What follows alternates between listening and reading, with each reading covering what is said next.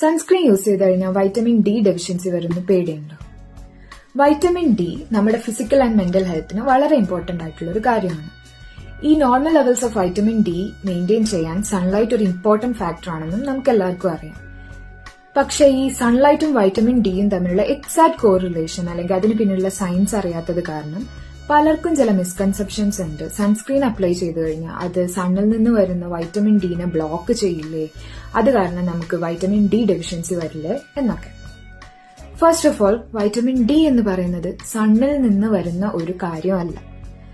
സൺലൈറ്റിലുള്ള UVB raise നമ്മുടെ സ്കിന്നിലൂടെ penetrate ചെയ്തിട്ട് നമ്മുടെ ബോഡിയിലുള്ള കൊളസ്ട്രോളിനെ അത് വൈറ്റമിൻ ഡി ആയിട്ട് കൺവേർട്ട് ചെയ്യുന്നതാണ് ചില കെമിക്കൽ റിയാക്ഷൻസ് വഴി.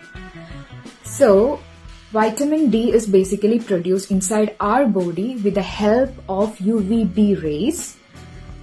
ഈ നോർമൽ പ്രൊഡക്ഷന് 2 to 3% UVB റേസ് മാത്രമേ ആവശ്യമുള്ളൂ. ഒരു ഹയസ്റ്റ് കവറേജ് തരുന്ന സൺസ്ക്രീൻ എടുത്താൽ പോലും അതില് മാക്സിമം 97 to 98% ആണ് അത് UVB റേസിനെ ബ്ലോക്ക് ചെയ്യുന്നത്. Still we get that 2 to 3% UVB rays which is more than enough for the normal vitamin D production inside our body. So ഈ പൊരിവെയിലത്ത് വൈറ്റമിൻ ഡി ഡെഫിഷ്യൻസി വരുന്ന പേടിച്ചിട്ട് ആരും സൺസ്ക്രീൻ യൂസ് ചെയ്യാതെ ഇരിക്കേണ്ട.